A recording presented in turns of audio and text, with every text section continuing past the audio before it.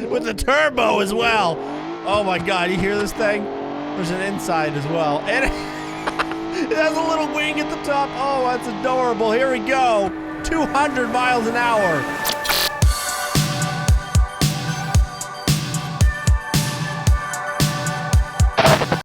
Hey guys, how's it going? My name is Neil and welcome back to episode 10. We finally made it to double digits of which automation car can fly the farthest on Car Jump Arena. As always, we got some fast cars, we got some weird cars, and a little bit of everything in between. So with that, let's get on with the show. All right, first up, we got a Beaut Gotti. Probably not a Beaut Gotti you've ever seen before, but a Beaut Gotti nonetheless. It goes by the name of the Beaut Gotti Tank. I'm sure there's an actual name for this car, but we're just going to call it the Tank or the Wedge. I mean, look at the back end of this thing, but supposedly it's pretty quick. It's very, very loud, I will say that. Well, let's see if we can... Oh, God. Oh, no.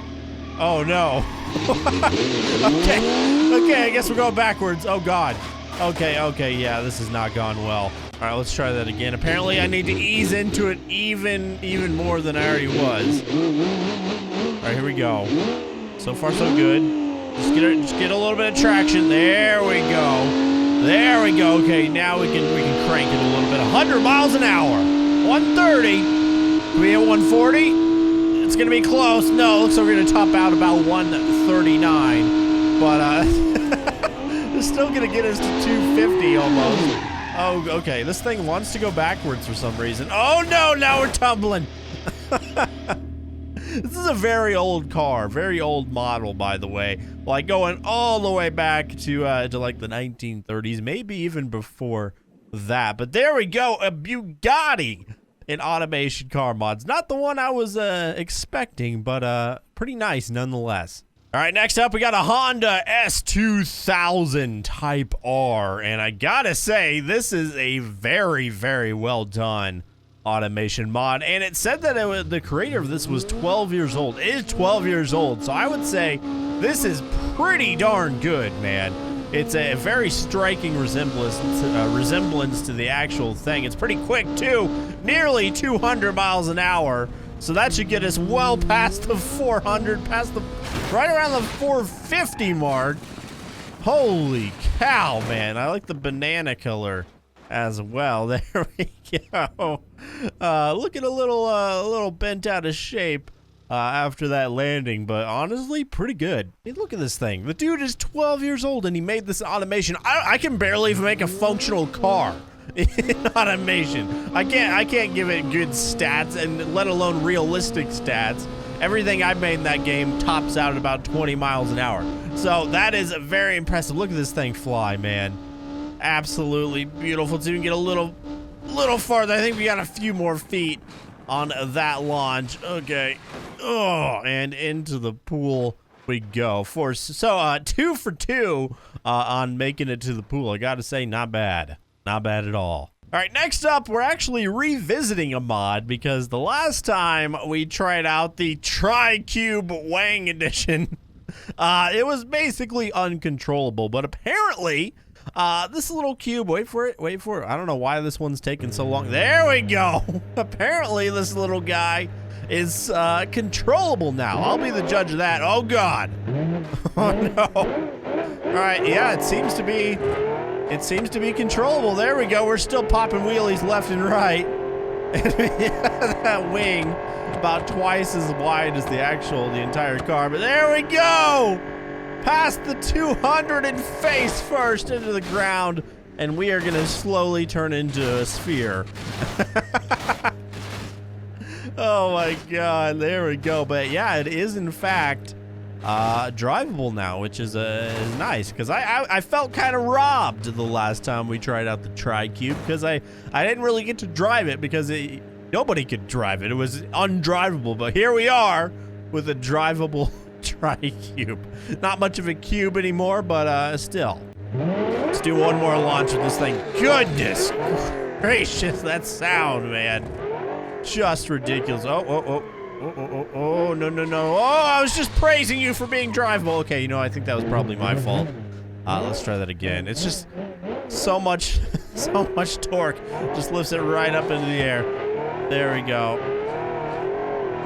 Oh my God. Still don't think the front tires are touching. There we go. I'm just gonna glide. Yes, indeed. As somebody count the rolls this thing's doing. Probably 40 or 50 at least. Oh, there goes the engine, man. Half the size of the entire car, the engine. I don't know if there's even room for a person to sit in this thing. But there it goes. Just falls right out. Yeah, guys, there we go. The new and improved TriCube. All right, next up, we got a Hellfire. I guess this is a Dodge Demon, only above that somehow. So, I'm expecting big things. Like, I'm expecting basically a drag car here. It's pretty quick, not gonna lie. Easily getting up to 190, 200 miles an hour. So that should get us well past the 300, the 400, 450. Right around the 460 mark, and we are gonna fly over the pool. Oh my God. Yeah, okay. That was pretty quick. Pretty quick, not gonna lie. I feel like I've tried a couple of the Dodge Challenger-esque cars on automation, but I feel like this one's probably the closest to looking the realist, I guess I would say. They got the back end almost perfect, which was the problem I had with the other one. So yeah, this is pretty darn good, and it's probably the fastest of the Challengers that I've tried as well. I don't know what this symbol is right there. We're not gonna worry about it. It doesn't say it's a Dodge. It says it's like a Chrysler or something like that. Just, you know, not to use the actual brand. Oh my God, such a rough landing though. Oh, and again, we're gonna bounce well past the pool here. And a big old dent in the back, but nonetheless, very well done. As of right now, this is the best Dodge Challenger I have seen in automation. All right, so this one might not sound that interesting just from the name, the Bus Carbon, but just wait till you feast your eyes on this beauty. Oh my God. Okay, so here we have a triple-decker bus. With Neilogical colors. Very nice touch, I must say. With the turbo as well. Oh my God, you hear this thing? There's an inside as well. And it has a little wing at the top. Oh, that's adorable. Here we go. 200 miles an hour. Oh my goodness. Past the 450, nearly to the 500 mark, and it's somehow still intact. How, I don't know. We're gonna fill up the pool here. Oh, I gotta do that again, man. Look at this thing. It's actually too tall, but luckily we can kind of just phase through the starting line there. But Jesus, let's dump it a little bit. Here we go. 170, 180, 90, nearly 200 miles an hour, and it looks like it's gonna do a backflip at that. I think that wing is trying its very best to stop us. And there we go. We actually landed on all fours somehow. Somehow we're still... you would think this thing would be extremely top heavy, but honestly, it's not too bad. There we go. The world's first triple-decker bus. Yeah, you don't see that every day, do you? Alright, so, if you've been in the gaming scene for a while, this might look pretty familiar to you. It's the Jalopy from Half-Life 2, and a very, very faithful recreation, I must say. It even has, like, the interior. I don't know how people do that in automation, but they do. And this thing's pretty quick. 160. Heck yeah, we're gonna run over ant lines in this thing. Here we go. Yes, 330. You got parts flying everywhere. Oh my God. I couldn't control it. Oh. Wow. Hey, you know, the crash model on this car actually seems pretty freaking good, especially for an automation car. Wow, that actually, yeah, something about this looks a little bit more realistic. I don't know why, but it just does. Have we seen this car as like an actual mod for BeamNG yet? If we haven't, mod developers, please.